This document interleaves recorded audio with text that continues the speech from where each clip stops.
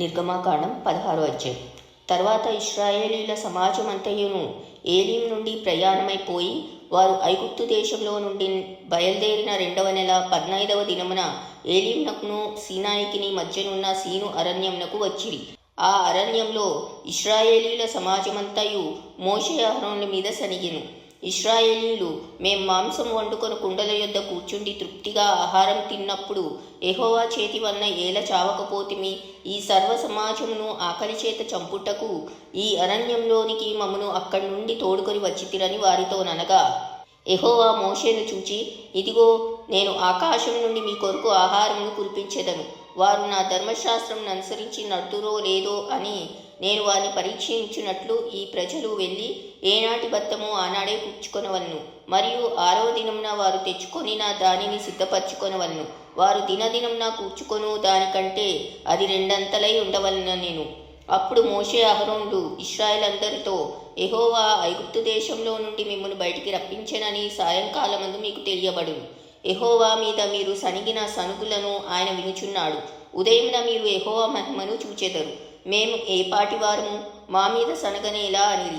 మరియు మోషే, మీరు తినుటకై సాయంకాలమున మాంసమును ఉదయమున చాలినంత ఆహారమును యెహోవా మీకు ఇయ్యగాను, మీరు ఆయన మీద మీ సనుగులను యెహోవాయే వినుచుండగాను, మేము ఏ పాటివారము, మీ సనుగుట యెహోవా మీదనే గాని మా మీద కాదనెను. అంతట మోషే అహరోనుతో, యెహోవా సన్నిధికి సమీపించుడి, ఆయన మీ సనుగులను వినెనని నీవు ఇశ్రాయేలీల సర్వ సమాజంతో చెప్పుమనెను. అట్లు అహరోను ఇశ్రాయేళ్ల సర్వ సమాజంతో మాట్లాడుచుండగా వారు అరణ్యం వైపు చూచిరి. అప్పుడు యెహోవా మహిమ ఆ మేఘంలో వారికి కనబడెను.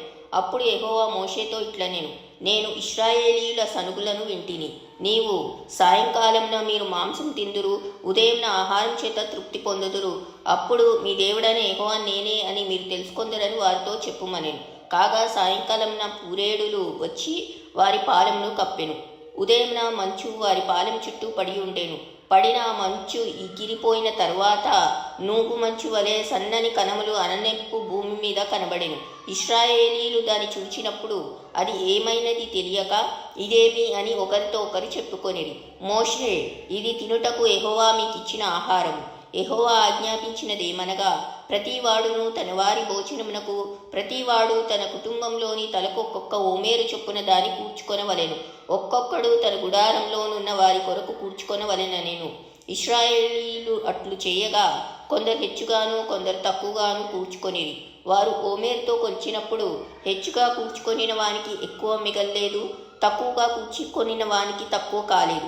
వారు తమ తమ ఇంటి వారి భోజనముకు సరిగ్గా కూర్చుకొని ఉండిరి. మరియు మోషే, దీనిలో ఏమీ ఉదయం వరకు ఎవరునూ మిగిల్చుకొనకూడదని వారితో చెప్పారు. అయితే వారు మోషే మాట వినక కొందరు ఉదయం వరకు దానిలో కొంచెం మిగుల్చుకొనగా అది పురుగు పట్టి కంపు కొట్టేను. మోషే వారి మీద కోపపడగా వారు అనుదినము ఉదయం ఒక్కొక్కడు తన ఇంటి వారి భోజనం తగినట్లుగా కూర్చుకొనిరి. ఎండవేడిమికి అది కరిగేను.